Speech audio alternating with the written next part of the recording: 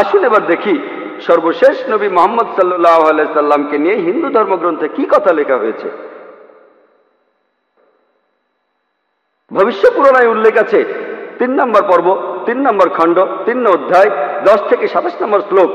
বলা হয়েছে যে ম্লেচ্ছরা তারা আরবের ভূমিকে অপবিত্র করেছে, আর্য ধর্মকে সেখানে খুঁজে পাওয়া যায় না। এখানে কিছু শত্রু ছিল যারা অতীতে পরাজিত হয়েছে, কিন্তু এখন আরো শক্তিশালী শত্রু উপস্থিত হয়েছে। আমি একজন মানুষকে পাঠাবো যার নাম হবে মুহাম্মদ সাল্লাল্লাহু আলাইহি সাল্লাম। তিনি এই শত্রুদের ধ্বংস করবেন আর মানুষকে সুপথে পরিচালিত করবেন। হে ভোজ রাজা, তুমি কখনোই সেখানে যাবে না যেখানে পিশাচদের রাজত্ব, কারণ আমি আমার করুণা দিয়ে তোমাদের হৃদয়কে পবিত্র করব। তখন দেবদূতের মতো একজন মানুষ তিনি রাজার সামনে আসলেন আর বললেন, হে রাজা, আমাকে এখানে পাঠিয়েছেন ঈশ্বর পরমাত্মা। আর্য ধর্ম পৃথিবীতে বিরাজ করবে, যে ধর্মটা সত্য, দ্বীনুল হক, সেটা পৃথিবীতে বজায় থাকবে।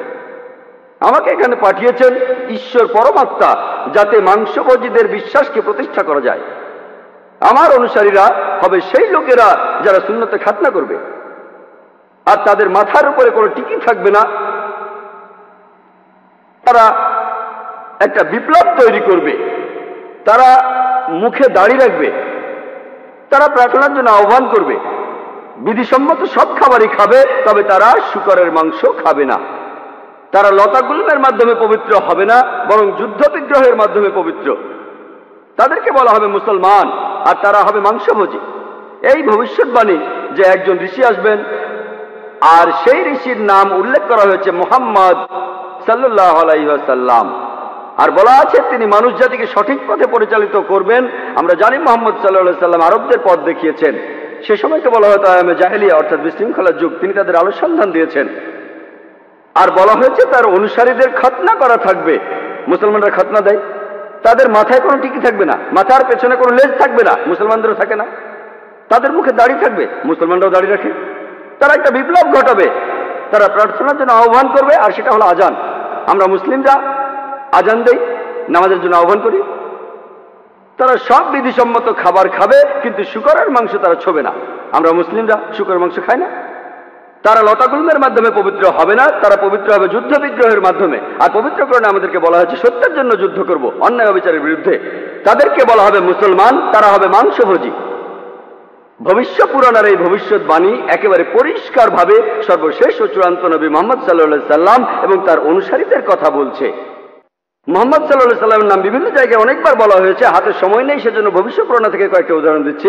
এই ভবিষ্যৎবাণী করা হয়েছে ভবিষ্য পুরাণের 3য় পর্ব, 3য় খণ্ড, 3য় অধ্যায়ের 5 থেকে 8 শ্লোকে।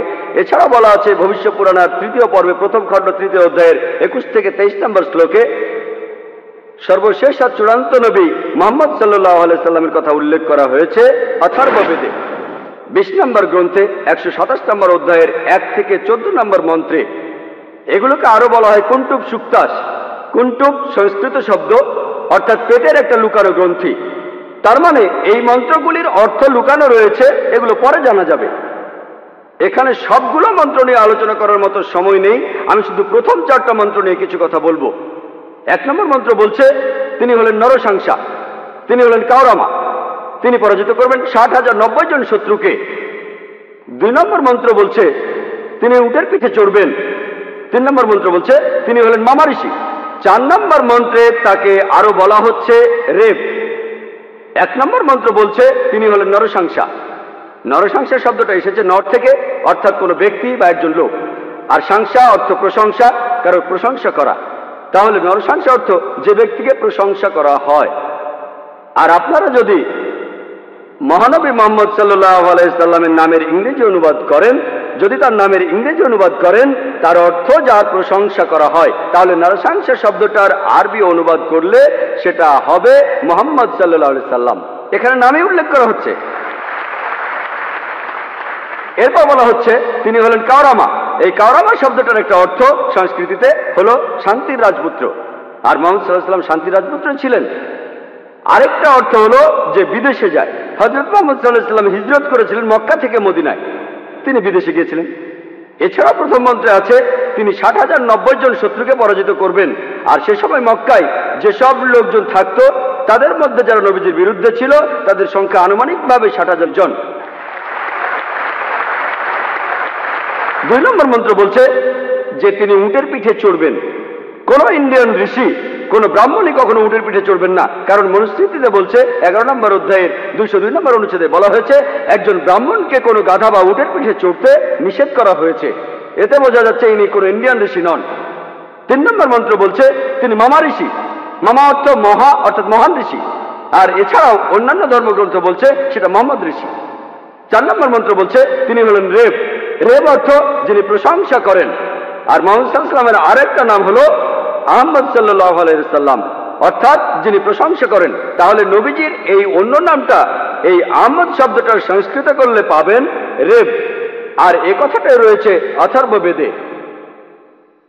এই মন্ত্রগুলি কুন্টুব সুক্তাস, এই মন্ত্রগুলি শুধু একজনকে নির্দেশ করছে, তিনি সর্বশেষ চূড়ান্ত নবী মুহাম্মদ সাল্লাল্লাহু আলাইহি ওয়াসাল্লাম। আমি কয়েকটা ভবিষ্যৎবাণীর কথা বলবো, এছাড়াও আরো আছে। মুহাম্মদ সাল্লাল্লাহু আলাইহি ওয়াসাল্লাম, তার কথা বলা হয়েছে অথর্ববেদে 20 নম্বর গ্রন্থের 21 নম্বর অনুচ্ছেদের 6 নম্বর পরিচ্ছেদে বলা হয়েছে যে একজন কারু, সে পরাজিত করবে 10,000 শত্রুকে কোন রকম যুদ্ধ ছাড়াই। এখানে আহজাবের যুদ্ধের কথা বলা হচ্ছে, খন্দকের যুদ্ধের কথা পবিত্র কোরআনে সূরা আহজাবে আছে। আর কারু সংস্কৃত ভাষায় এর অর্থ যে ব্যক্তি প্রশংসা করে, যেটা মুহাম্মদ সাল্লাল্লাহু আলাইহি সাল্লামের দ্বিতীয় নাম আহমেদের অনুবাদ। যে ব্যক্তি প্রশংসা করে, এখানে বলা হচ্ছে যে ব্যক্তি প্রশংসা করে অর্থাৎ আহমদ, তিনি 10,000 শত্রুকে পরাজিত করবেন কোনো যুদ্ধ ছাড়া। আমরা জানি যে খন্দকের যুদ্ধে শত্রু বাহিনীতে আনুমানিক 10,000 সৈন্য ছিল, আর এই যুদ্ধে মুসলমানরা কোনো যুদ্ধ ছাড়াই জিতেছিল। নবীজির কথা আরো আছে অথর্ববেদে 20 নম্বর গ্রন্থের 21 নম্বর অনুচ্ছেদের 7 নম্বর পরিচ্ছেদে বলা হয়েছে যে আভান্দু, তিনি 60,090 জন শত্রুকে আর 20 জন গোত্র প্রধানকে পরাজিত করবেন। আভান্দু একটা সংস্কৃত শব্দ যার অর্থ যে প্রশংসা করে, এটা মুহাম্মদ সাল্লাল্লাহু আলাইহি সাল্লামের নামের অনুবাদ। আরো বলা আছে যে তিনি হবেন এতিম। আর আমরা এখন ইতিহাস থেকে জানি সে সময় আনুমানিক 20 জন গোত্র প্রধান ছিল মক্কা শহরে, যারা নবীজির কাছে পরাজিত হয়েছিল। আর মক্কার যেসব লোক তার বিপক্ষে ছিল তারা ছিল প্রায় 60,000।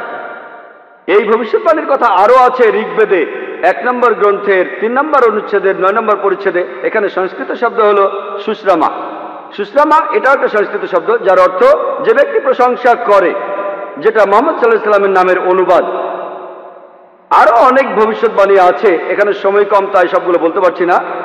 নবীজির কথা আরো বলা হয়েছে সামবেদে উত্তর চিকে 15 নম্বর মন্ত্রে বলা হয়েছে যে আহম্মদ, তাকে দেওয়া হয়েছে অবিনশ্বর আইন। এখানে নবীজির নাম বলা হয়েছে আহমদ সাল্লাল্লাহু আলাইহি সাল্লাম, তাকে দেওয়া হয়েছে অবিনশ্বর আইন। পবিত্র কুরআন এটাই তার শরিয়া।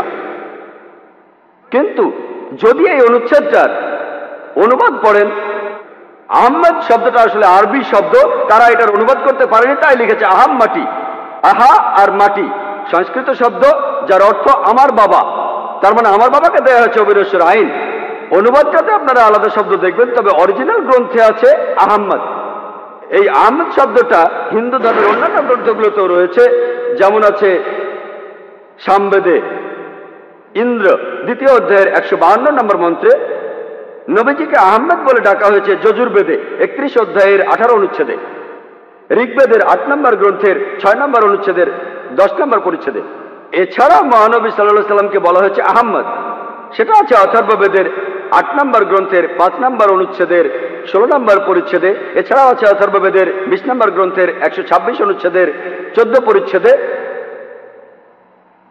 মহানবী সাল্লাল্লাহু আলাইহি সাল্লামকে শুধু আহমদ নামে ডাকা হয়নি, আহমদ উনার একটা নাম, তাকে আরো বলা হয়েছে নরসংসা অনেক জায়গায়, হিন্দু ধর্মগ্রন্থের অনেক জায়গায়।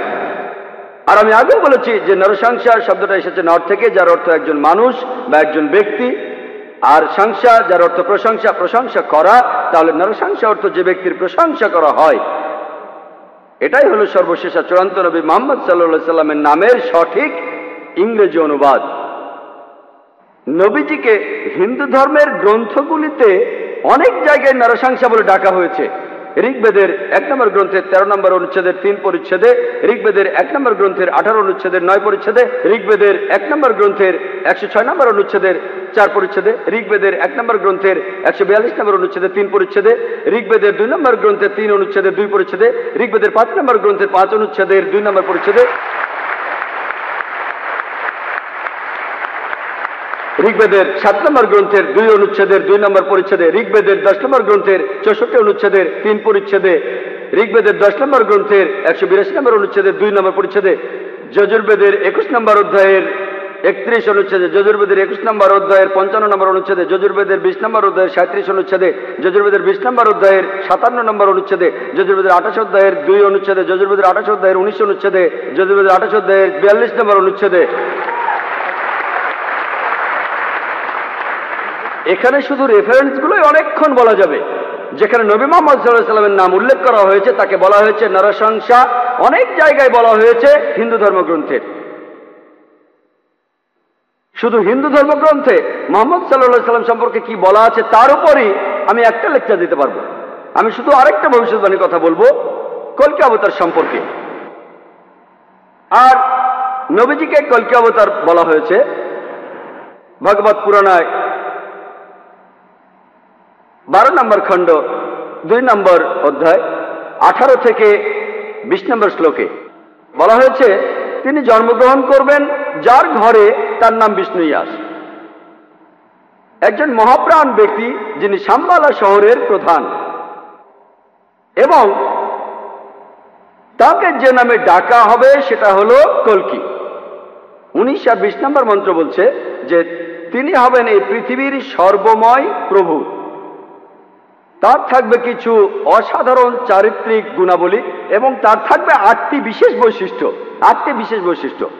তাকে দেয়া হবে একটি বাহন, একটি ঘোড়া, দেবদূত নিয়ে আসবে, আর তিনি একটি ঘোড়ায় চড়বেন, তার হাতে থাকবে তরবারি, তিনি শত্রুদের পরাজিত করবেন আর ফেরেশতারা তাকে সাহায্য করবে। এছাড়াও বলা আছে ভগবত পুরাণায় 1 নম্বর খণ্ডে 3 নম্বর অধ্যায়ের 25 নম্বর শ্লোকে যে তিনি জন্মগ্রহণ করবেন কলিযুগে। কল্কি অবতার জন্ম নেবেন কলিযুগে, যে সময় রাজারা ব্যবহার করবে ডাকাতের মতো। আর তিনি জন্মগ্রহণ করবেন বিষ্ণু ইয়াসের ঘরে এবং তার নাম হবে কল্কি। একই কল্কি অবতারের নাম উল্লেখ করা হয়েছে কল্কি পুরাণায় 2 নম্বর অধ্যায়ের 4 অনুচ্ছেদে। বলা হয়েছে যে তিনি জন্মগ্রহণ করবেন বিষ্ণু ইয়াসের ঘরে। কল্কি পুরাণা 2 নম্বর অধ্যায়ের 5 অনুচ্ছেদে বলছে তাকে সাহায্য করবে তার 4 জন সহচর তার ধর্ম প্রচার করতে। কল্কি পুরাণা 2 নম্বর অধ্যায়ের 7 অনুচ্ছেদে বলা হচ্ছে যে দেবদূতরা তাকে যুদ্ধক্ষেত্রে সাহায্য করবে। কল্কি পুরাণা 2 নম্বর অধ্যায়ের 11 অনুচ্ছেদে বলছে যে তিনি জন্মগ্রহণ করবেন বিষ্ণু ইয়াসের ঘরে এবং সুমতির গর্ভে। আর কল্কি পুরাণা 2য় অধ্যায়ের 15 অনুচ্ছেদ বলছে যে তিনি মাদল মাসের প্রথম অর্ধাংশে জন্ম নেবেন। শুধুমাত্র কল্কি অবতারের উপরে একটা লেকচার দেওয়া যায়, আমি এখানে সংক্ষেপে একটা পয়েন্ট বলছি। এই ভবিষ্যৎবাণী এগুলো বলছে 1 নম্বর পয়েন্ট, বলা হয়েছে যে কল্কি অবতার তার বাবার নাম সেটা হবে বিষ্ণু ইয়াস। বিষ্ণু ইয়াসের অর্থ দাঁড়াবে যে বিষ্ণুর উপাসনা করে, যে ঈশ্বরের উপাসনা করে। আর আমাদের প্রিয় নবী মুহাম্মদ সাল্লাল্লাহু আলাইহি সাল্লামের বাবার নাম ছিল আব্দুল্লাহ। এটার অর্থ যে আল্লাহর উপাসনা করে, যে ঈশ্বরের উপাসনা করে। 2 নম্বর পয়েন্ট, কল্কি অবতার যে মায়ের গর্ভে জন্মাবে তার নাম হবে সুমতি। যদি আপনি সুমতি শব্দটার ইংরেজি অনুবাদ করেন অর্থ দাঁড়াবে শান্তি। আর আমাদের নবীজির মায়ের নাম ছিল আমিনা, যার ইংরেজি অর্থ করলে দাঁড়ায় শান্তি। এরপরে বলা হয়েছে তিনি যেখানে জন্মাবেন সেই গ্রামের নাম হবে শাম্বালা। শাম্বালা শব্দটার অনুবাদ করলে অর্থ দাঁড়াবে একটি শান্তিপূর্ণ এলাকা। আমরা জানি মুহাম্মদ সাল্লাল্লাহু আলাইহি সাল্লাম মক্কায় জন্মেছিলেন। মক্কার আরো একটা নাম ছিল দারুল আমান, অর্থাৎ কোনো একটি শান্তিপূর্ণ এলাকা। তাহলে একথাও বলা আছে যে তিনি মক্কায় জন্মাবেন। এছাড়াও বলা আছে যে তিনি জন্মগ্রহণ করবেন শাম্বালা শহরের প্রধানের ঘরে। আমরা জানি যে তিনি মক্কার প্রধান ব্যক্তির ঘরে জন্মেছিলেন। কুরাইশ গোত্রে জন্মেছিলেন। আরো বলা আছে তিনি মাধব মাসের প্রথম অর্ধাংশে 12 তারিখে জন্মাবেন। আমরা জানি যে মুহাম্মদ সাল্লাল্লাহু আলাইহি সাল্লাম রবিউল আউয়াল মাসে প্রথম অর্ধাংশে জন্মেছিলেন 12 তারিখে। এই ভবিষ্যৎবাণী যে তিনি মাধব মাসের 12 তারিখে জন্মাবেন, এটার অর্থ রবিউল আউয়াল মাসের 12 তারিখে।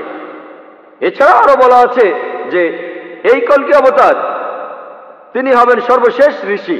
ঠিক এই কথাটাই কোরআনে আছে, সূরা আহজাবের 40 নম্বর আয়াতে উল্লেখ করা আছে যে মা কানা মুহাম্মাদুন আবা আহাদিন মির রিজালিকুম ওয়ালাকিন রাসূলুল্লাহ ওয়া খাতামুন নবিয়্যিন ওয়া কানা আল্লাহু বিকুল্লি শাইইন আলিমা। এর অর্থ মুহাম্মদ সাল্লাল্লাহু আলাইহি সাল্লাম তোমাদের মধ্যে কোনো পুরুষের পিতা নহেন, বরং তিনি হলেন আল্লাহর রাসূল এবং তিনি হলেন এই পৃথিবীর চূড়ান্ত নবী, তিনি শেষ নবী।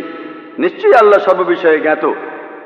আরো বলা আছে যে এই কলকি অবতার জ্ঞান আরোহণ করবেন পরশুরামের কাছ থেকে, অর্থাৎ মহান স্রষ্টা।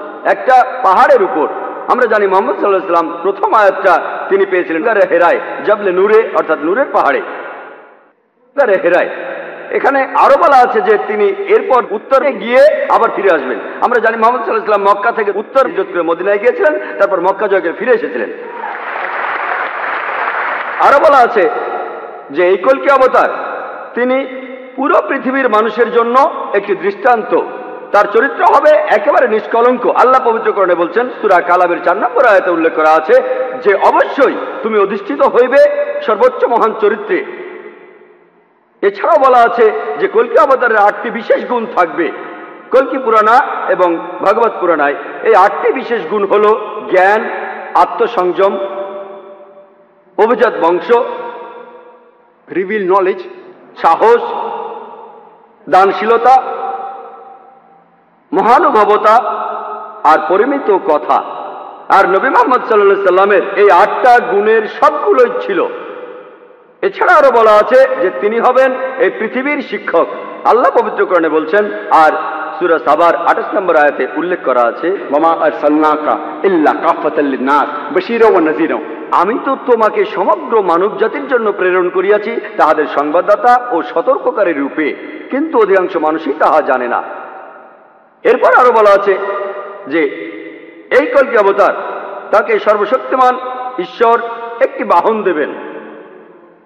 আমরা জানি মুহাম্মদ সাল্লাল্লাহু আলাইহি সাল্লাম তিনি বোরাকে চড়েছিলেন, বোরাকে চড়ে তিনি মেরাজে গিয়েছিলেন, আল্লাহর কাছে গিয়েছিলেন।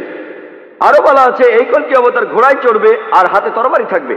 আমরা জানি মুহাম্মদ সাল্লাল্লাহু আলাইহি সাল্লাম যত যুদ্ধ হয়েছিল বেশিরভাগ যুদ্ধই তিনি ছিলেন, বেশিরভাগ যুদ্ধ ছিল আত্মরক্ষার উদ্দেশ্যে। আর যদিও তিনি সবার নেতা ছিলেন, তবুও সব যুদ্ধই তিনি ছিলেন, সেখানে ঘোড়ায় চড়েছিলেন আর তিনি ডান হাতে একটা তরবারি ধারণ করতেন।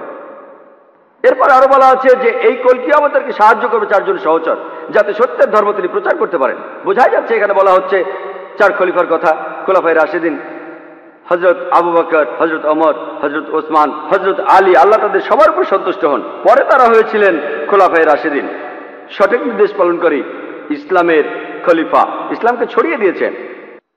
আরো বলা আছে যে এই কলকি অবতার শত্রুকে পরাজিত করবে আর মানুষকে সঠিক পথে নিয়ে আসবে। আমরা জানি মুহাম্মদ সাল্লাল্লাহু আলাইহি ওয়াসাল্লাম শত্রুকে পরাজিত করেছিলেন আর আরবদের তিনি আয়ামে জাহেলিয়া থেকে, অজ্ঞতার যুগ থেকে সত্যের পথে এনেছিলেন। আরেকটা কথা বলা আছে যে দেবদূতরা তাকে যুদ্ধের ময়দানে সাহায্য করবে। আমরা জানি মুহাম্মদ সাল্লাল্লাহু আলাইহি ওয়াসাল্লামকে ফেরেশতারা বিভিন্ন যুদ্ধে সাহায্য করেছিলেন, যেমন বদরের যুদ্ধে। পবিত্র কোরআনেও আছে, সূরা আল ইমরানের 123 থেকে 25 নম্বর আয়াতে উল্লেখ আছে। এছাড়াও সূরা আনফালের 8 এবং 9 নম্বর আয়াতে উল্লেখ আছে। তাহলে এই কলকি অবতারের ভবিষ্যৎবাণীর সাথে আর কাউকে মেলানো যায় না, শুধু মেলানো যায় সর্বশেষ ও চূড়ান্ত নবী মুহাম্মদ সাল্লাল্লাহু আলাইহি ওয়াসাল্লামকে।